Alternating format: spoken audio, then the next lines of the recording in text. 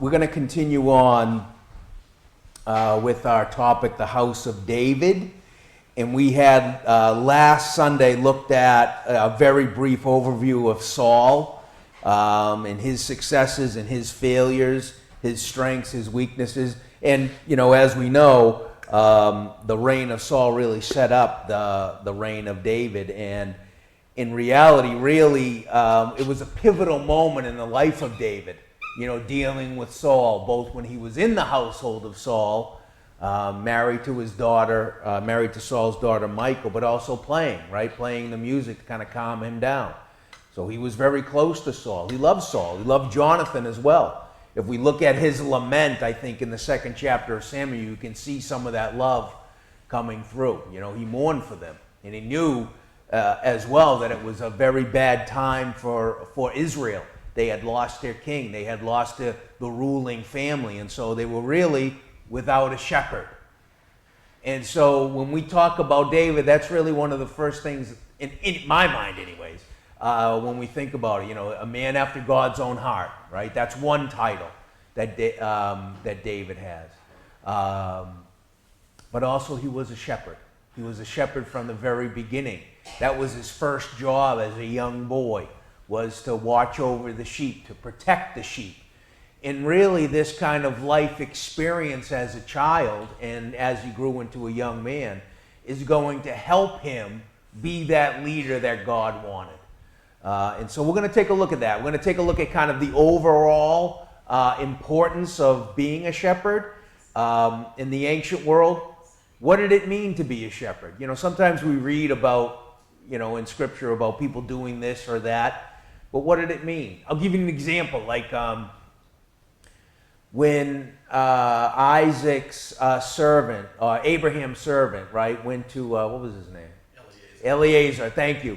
Went to go get Rebekah. And it says that Rebekah came out and gave water to all the camels. And we sometimes just can read that like, oh, that's nice of her. But that took a tremendous amount of work to give water to camels that had been on this long journey through deserts where there wasn't a lot of water. And so we read those certain things and we're like, oh yeah, that's nice. But it took a tremendous amount of effort to do that. And the same is true of shepherding. We can read, oh, he was a shepherd with the flocks. Well, what does that mean? What did it entail to be a shepherd in the ancient world? So I love giving background to stuff. Particularly, it helps me, you know, when I do my readings in the Old Testament. It, you know, the words and the stories kind of come to life if we know some of the background and the cultural significance of things. All right, so let's get into it. So the shepherd was one of really a main job in the ancient world, particularly in ancient Israel. Every society had shepherds. Remember, this was a civilization and a society that was based upon agriculture, based upon farming, based upon the husbandry of animals. There was a lot of tension sometimes between farmers and between the herders, you know, because you had all of these animals. The animals would go into the fields and just pretty much eat whatever they wanted. And sometimes the shepherds would let them do that, and there would be confrontations between farmers and shepherds. There were also recorded in Scripture about confrontations between shepherds as well. Abraham and Lot, right? Their servants fought over control of the best grazing lands and also the water, the wells, that type of thing. And so there was, you know, you had this friction about getting the best. They wanted the best for their animals, which is completely understandable. We know that many of the patriarchs, this was the foundation of their living. Abraham got rich off of herds. And you wonder, well, how can you make money off of herds? Well, you can make money, you know, first of all, there wasn't a whole lot of money being exchanged. There was a lot of trade. But, you know, goat's milk, sheep's milk, that type of thing, the wool, obviously. The goat's hair as well was important. There were things in the tabernacle that were made from goat's hair, remember? So that was important. The sacrifices, particularly all of the different sacrifices that were going on, particularly during the time of the temple and the time of the tabernacle, but you needed to eat as well, right? And so meat, you know, sheep's meat, lamb was a big big delicacy. It still is in the Middle East. I do like lamb, but some people are like, it's a little guy, little tasty guy. Correct. Milk, meat, sacrifices, economic and religious backbone. So in order for all of these kind of the religious festivals and the sacrifices to happen, you need animals. And so it's important to have that. This is how people made their living. It's how people made their money. And of course, God in his scriptures are going to use this imagery of a shepherd, right? God as a shepherd.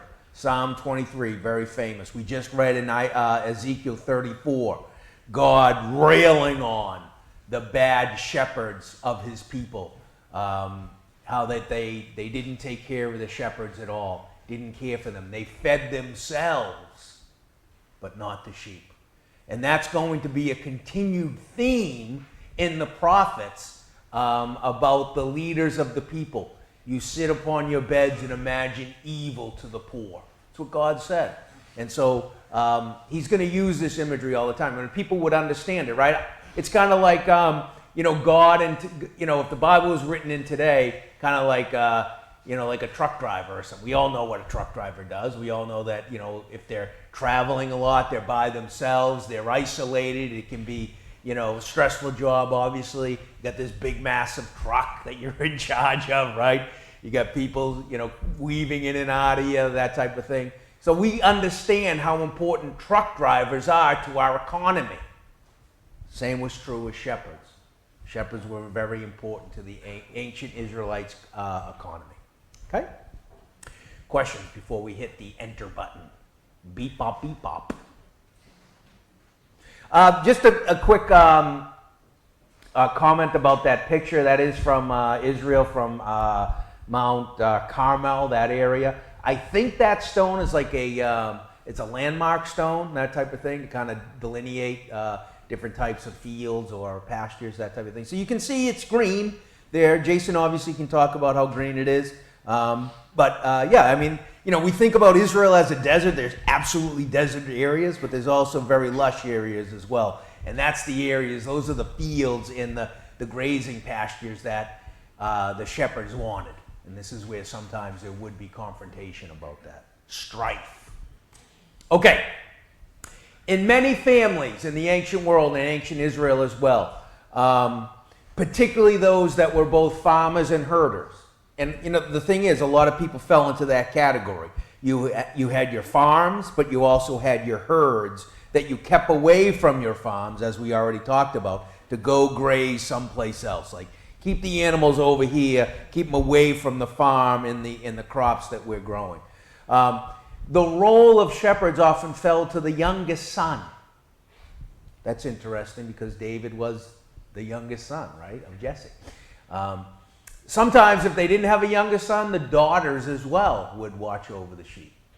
I think it mentions Rachel watching over the sheep as well. And so, when we mention the women here, oftentimes they had jobs as well to kind of watch over the flock if there wasn't, there wasn't a young boy to kind of do that job. David, we know, was the youngest of 8 brothers. In fact, what does 1 Samuel 16 tell us? That Jesse had lined up all of, his 7 sons, and Samuel's like, no, none of these guys. He goes, do you have any more kids? Any more sons? We're like, yeah, David, he's our youngest, but you don't want to, no one cares about David. He's out with the sheep. It's interesting why, Jesse didn't call for David at first. They must have just thought, like, there's no David, why does Samuel want to see David? He's a nobody. He's out doing his job and everybody's there to meet Samuel, but not David. Just interesting to me, Was he that far away? I don't think so, because they ran and got him. I don't know.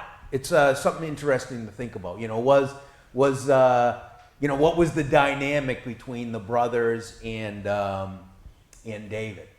We've been watching The House of David. It's a series on David. It's very well done. But they seem to imply, and I don't know if this is from like Jewish stories and something like that, that there was animosity between David and his brothers. And we do get a glimpse of that with Eliab. Remember, David came with the cheese and all of the sheep and everything, and Eliab's like, "I know your pride. I know why you're here." So just something to think about. Like, what was the dynamic there? But anyways, eventually, David comes and he's anointed king. I always wondered, like, what is particularly his older brothers, right? What did they think about this? He in the family, he's like the runt of the litter. Good-looking kid, but still, you're just a little kid. It would be kind of like, when we were growing up, lining up all the older brothers, the 5 brothers, and then the youngest, Ben, the goofball, he gets anointed king. Like, what's going on here? Don't I have the skills? No.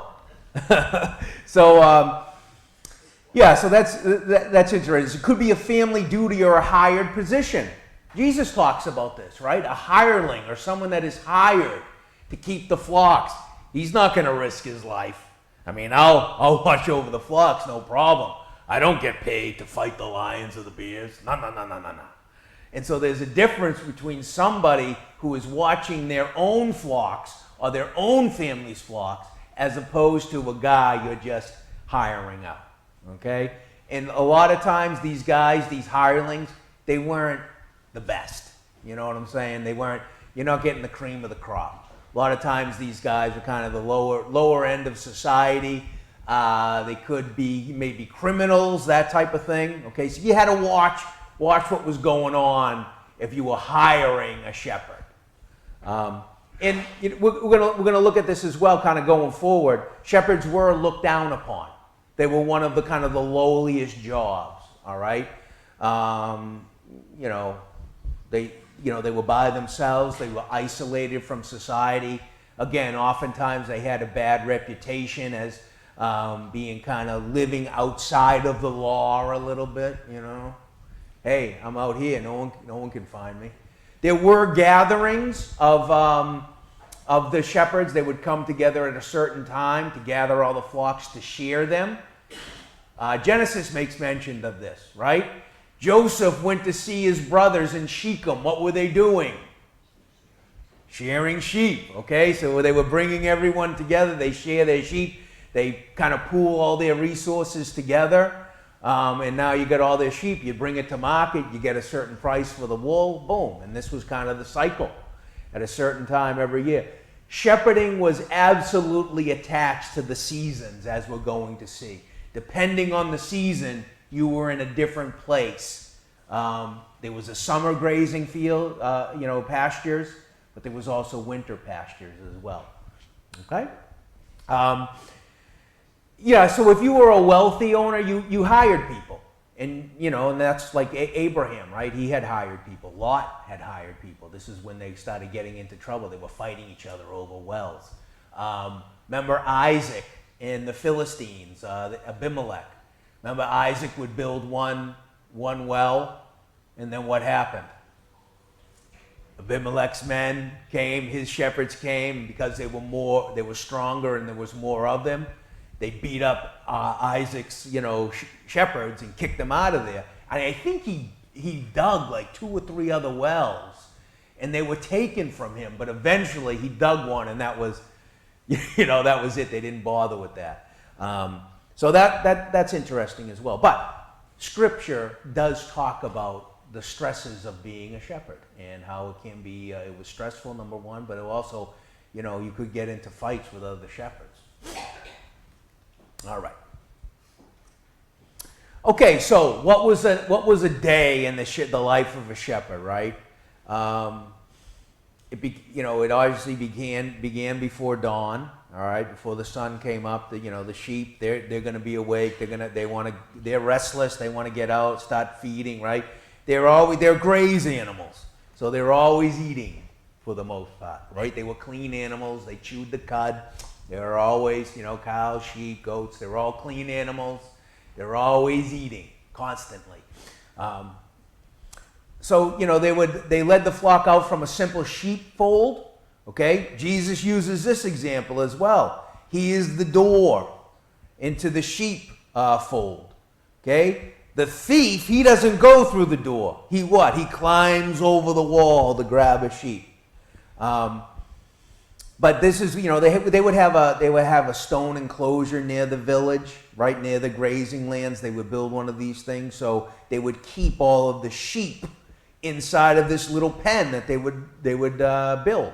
They would keep this herd in there, or the flock of sheep. It's protected. Animals aren't going to be able to get them. They're close together. The warmth, particularly in the winter, would be good for them and also for the shepherd. The shepherd would sleep right by his sheep. There was a very intimate relationship with the shepherd and the sheep. He knew all of them. That's your only job. You get pretty good at something if you do it over and over and over again. Okay, it's like the old saying, repetition is the mother of all learning. Okay, you learn about the behavior.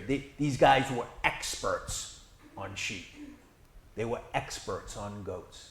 They knew how they behaved constantly. They knew who the alpha males were. They knew the breeding patterns. They knew all of this stuff, behavioral patterns. Who was the strong one? Who was the weak? They gave names to their sheep as well. Okay? And so there was a closeness. There was a close relationship. Kind of like, our close relationship with our animals, right? Maybe a little bit different, but our dogs and cats, right? We love our animals. And so the same was true. I guess, you gotta, at some point in time, you're gonna have to kill them for meat, but you would get close to your animals. All right. This was interesting. Unlike modern herding where animals are driven, the shepherd walked ahead. Okay, they followed after the shepherd. The sheep followed because they recognized his voice. Interesting. Where do we hear that? Well, Jesus talks about that, doesn't he? The sheep know the shepherd. They know my voice. They're going to follow me. Somebody else, the sheep doesn't know the voice. They're not going to follow. Good shepherds even named individual animals, and the flock responded to calls. Okay, you can go on YouTube or whatever it is.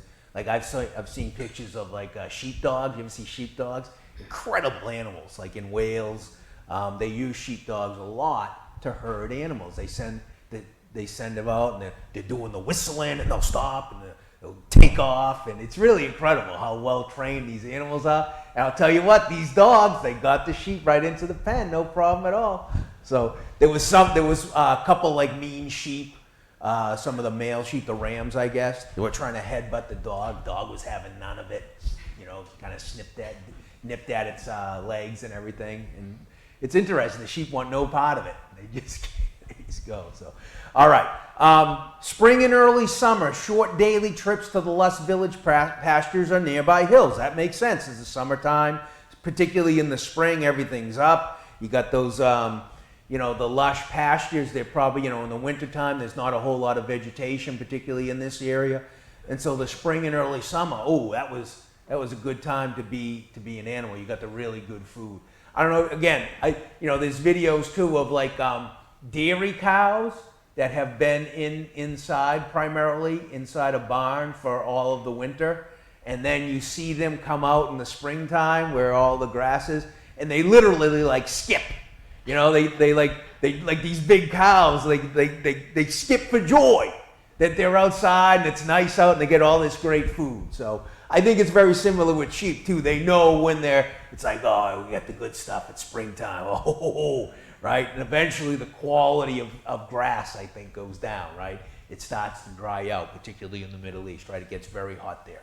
Okay? So dry summers, long treks to distant grazing areas. This is when they have to go further and further away from the village. Maybe those pastures needed a break. They would rotate, obviously, the flocks as well. You can't just keep them in one pasture, particularly with goats. Goats will eat right down into the roots. They eat anything. In fact, one of the ways that, down in the south where they have kuzu, is that what it's called? It's an invasive vine that grows everywhere, and it'll take over everything. But the goats love it. And so what they do is they bring a herd of goats into an area, and in 2 or 3 days, all of this vine is gone. They eat everything. And so now, other species can kind of get back to normal. It's invasive, and it's everywhere in the South. So, what's that? Poison ivy. Poison ivy as well, yes, same type of thing. They love it. They'll eat poison oak as well. They'll eat anything. And so you have to be careful with that, because they'll eat a pasture, right down to the ground, and then now you got a problem on your hands. So they had to manage that as well. So it takes some management. There's a management skill there. You have to be observant as a shepherd, right? Can't have your nose in a book. Got to be watching at all times. Okay. Moving nomadically to find grass and water, particularly in the summertime. All right, and I think, brothers and sisters, this is probably when conflicts are going to arise, particularly in the late summer when it's hot and pastures are drying up, water reserves are drying up as well. All right, and so this is where you find a nice oasis or something like that, some nice green pastures around, and there's a source of water or whatever. People are going to be fighting over that, and that's really what is going to happen in a lot of these different situations. All right, in the wintertime, Israel has a wintertime. It does can get cold. Okay, flocks stay closer to home or indoors during cold rains, hail, or snow to avoid exposure, obviously. But they still would go out to graze. You would, the other thing is too, if they're inside, you need to have hay and other things for them to. The sheep eat hay? I think they eat hay, right? Or whatever. You would need fodder anyways for them. So, you had to grow grass as well. You had to harvest the grass, all this kind of stuff. So there was planning involved. But yeah, in the wintertime, they definitely stayed closer to home. They spent a lot of time indoors, particularly during, obviously rain, hail, and snow. But if you're outside, right, in the summertime and a rainstorm comes along, you're out of luck, right? We're going to look at this because Jacob is going to talk about this. Him and Laban are going to get in a fight over their wages and everything, and Jacob's like, I'm out of here, I'm gone. He takes all of his stuff, and then there's this big confrontation between Jacob and Laban. Like Laban's hurt, like you took off, and then Jacob's like, yeah, this is the reason I took off. Let me list it for you. So we'll just keep that in the back of your mind. We'll take a look at that. All right, questions, comments? Yes, Brian, we got a microphone for you. Hold on. Yeah, this is pretty professional.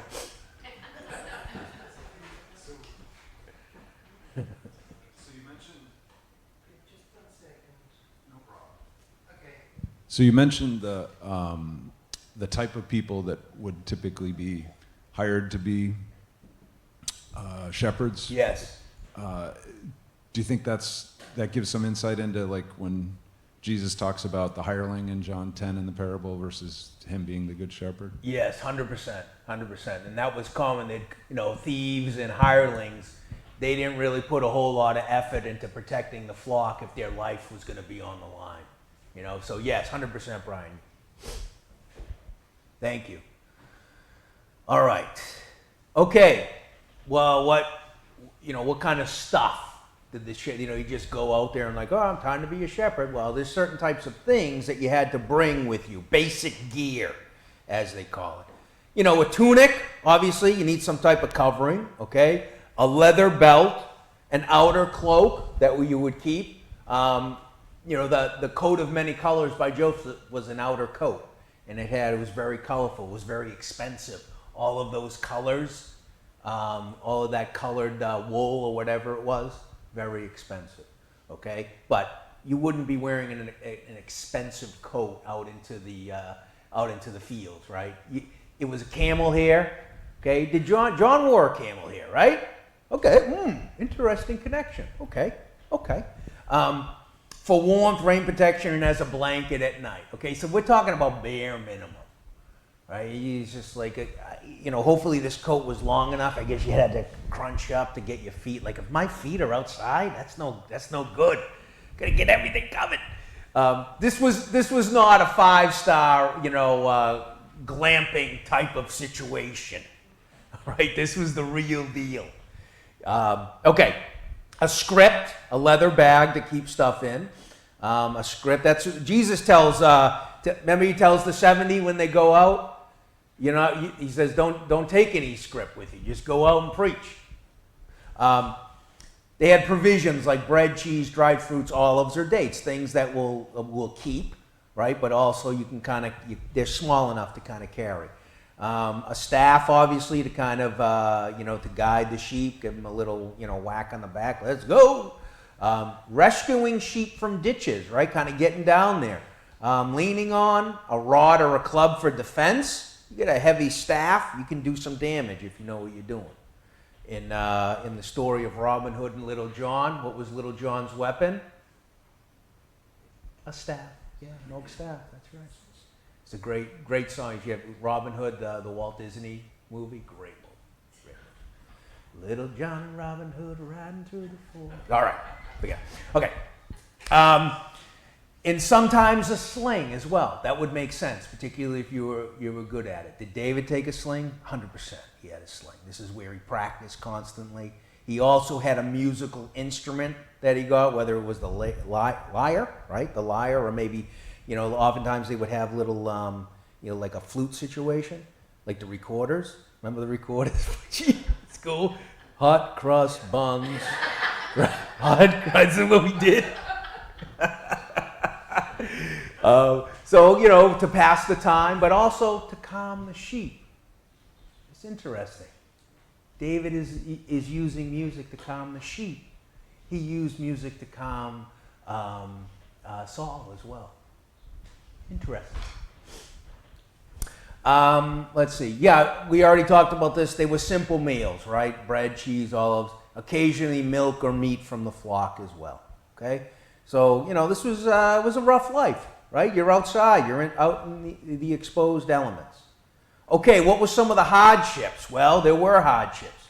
It was physically tough and risky. You ever shake the hand of a guy that's been like a construction worker or a farmer his whole life? I shook the hand of a farmer one time. He had muscle everywhere. And he didn't lift weights or anything. He just worked. And I think these shepherds, they were strong, physically strong, mentally strong. You had to be mentally tough to be out there.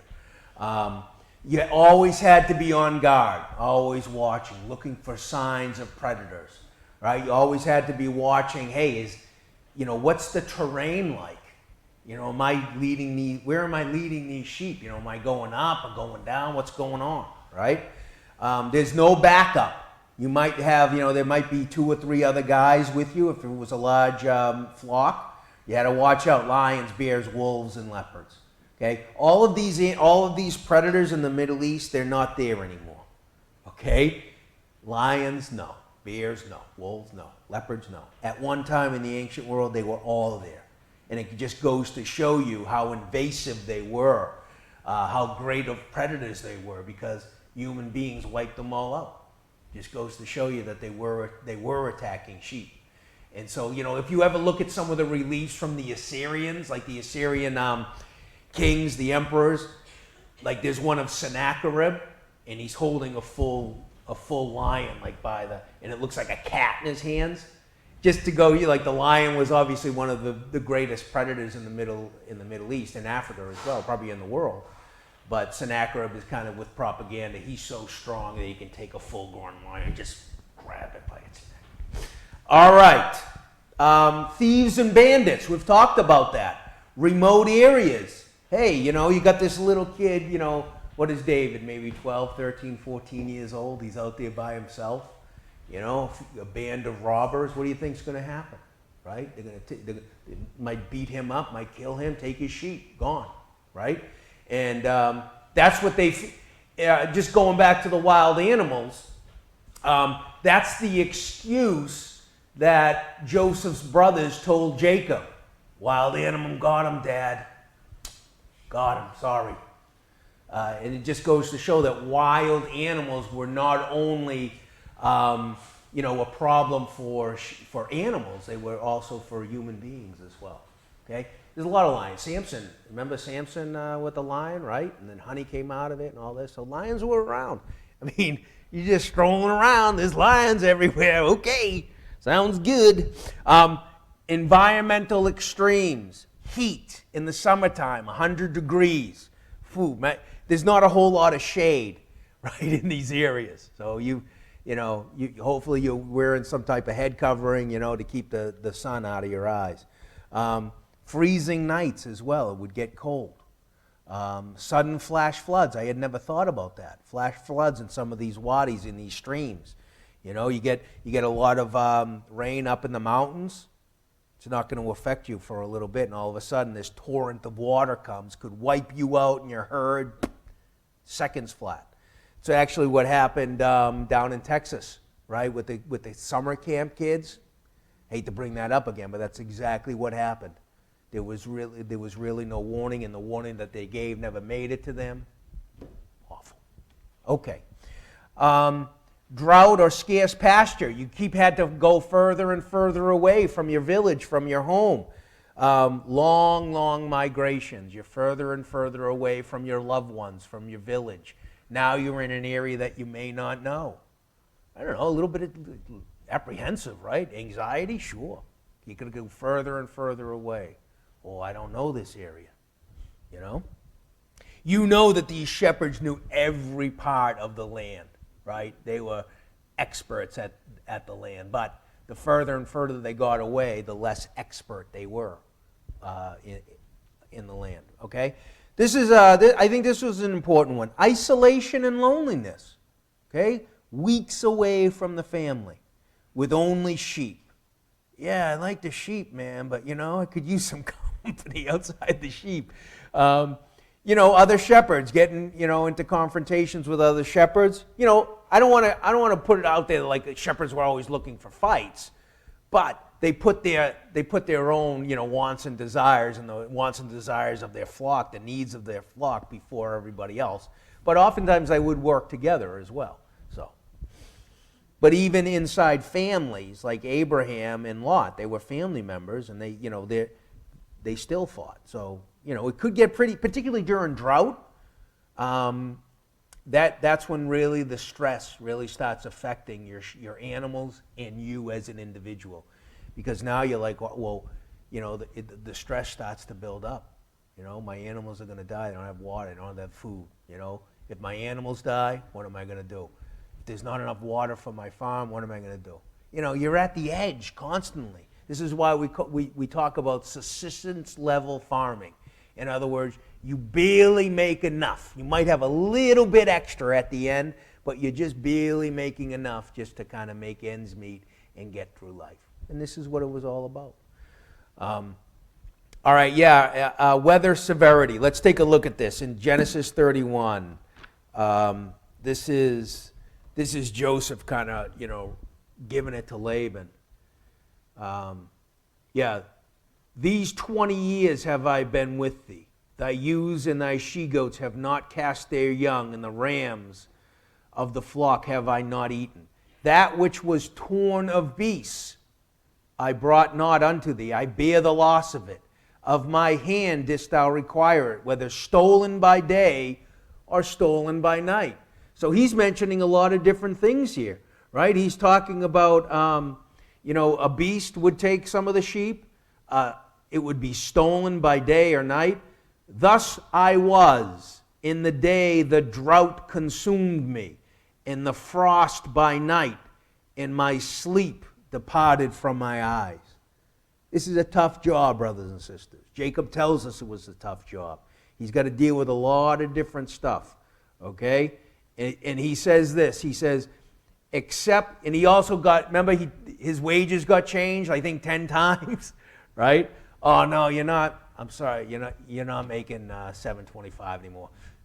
You're making $7, right? I mean, there's nothing you could do about it. Here's verse 42. Except the God of my father, the God of Abraham, and the fear of Isaac had been with me. Surely thou hast sent me away empty. God hath seen my affliction and the labor of my hands, and rebuked thee yesternight. So Jacob really gives us an insight into what exactly is going on. He was a shepherd. This is what he did. Jacob wasn't one of these guys where he just kind of sat around in the tent all the time, right? He was out there, which is interesting because when he was younger, he kind of hung around with Rebekah, right, in the tents, while Esau was out. Esau was out. He was out hunting, okay? And so, but now Jacob, as he gets older, he's taking the responsibility of the flocks. He's out there in the cold and in the heat, looking for water for his flocks. He took care of them. If anyone got killed, he took it out of his own flock and gave it to Laban. That was the type of person Jacob was. But Laban took advantage of it. He took advantage of Jacob. Okay? All right, what are we on? 5, 6, okay. A couple more slides and then we're out. Here's another thing they had to worry about. Sheep and goats were stubborn. They're stubborn creatures sometimes. They like to wander by themselves. They get lost sometimes. Jesus obviously uses a parable about the lost sheep. You leave the 99 and go look for the one sheep that is lost. They did that all the time. They were worth something to the shepherds. They mattered to the shepherds. A good shepherd is going to go find that one sheep that is wandering around thinking he's going to take the path. He ends up falling into a ditch or something like that. Okay, all kinds of lessons with that kind of stuff.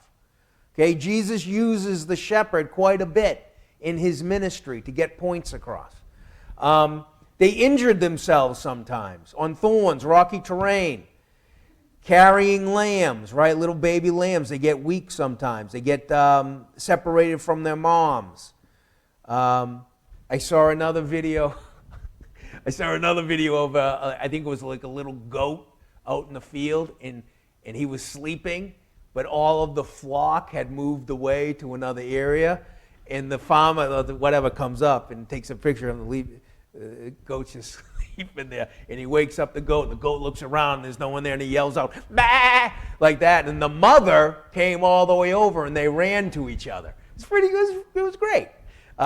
This is kind of the stuff that shepherds are dealing with, treating injuries, leading them to still waters, right? To a nice fresh water supply. It's interesting, by New Testament times, and this is kind of remember the attitude of the Egyptians? They wouldn't even associate with shepherds. That's why they put, and it actually worked out for Israel, that's why they put Jacob in the land of Goshen, because it was a good watered area, had great pastures for the animals. But the Egyptians thought that the shepherds were unclean, around animals all the time. And this attitude is going to continue, particularly between city dwellers. More and more people are going to live in the cities. Shepherds were looked down as like uneducated riffraff, country bumpkins, whatever the terminology we're going to use. And so they were viewed as unclean, uneducated, unreliable. And this was always due to their nomadic lifestyle. And because of this, oftentimes they wouldn't participate in the temple rituals.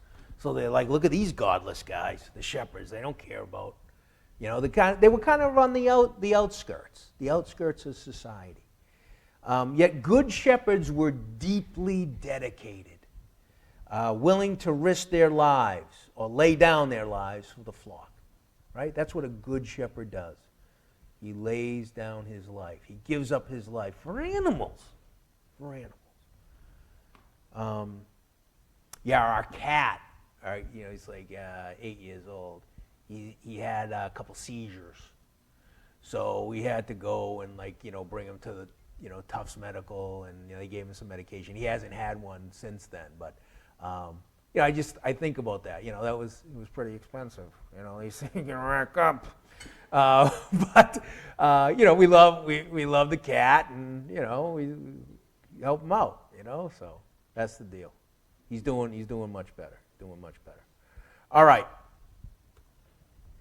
Despite the hardships, many shepherds develop profound characteristics: patience, courage, tenderness, leadership. These are all characteristics that certainly David is going to exemplify in his life. Okay, and these are all characteristics of a good leader, but also a good follower of Christ as well. We're told to be patient. We're told to be courageous in Christ. We're told to show tenderness and kindness to each other. And we're told to be good leaders. We've been given a flock as well. We're all shepherds in some degree. Shepherds of our families. We're all shepherds here, okay, in our ecclesias. And we have obligations to each other. We should be shepherding each other, strengthening each other, like good shepherds. We talked about the intimate bond with the flock.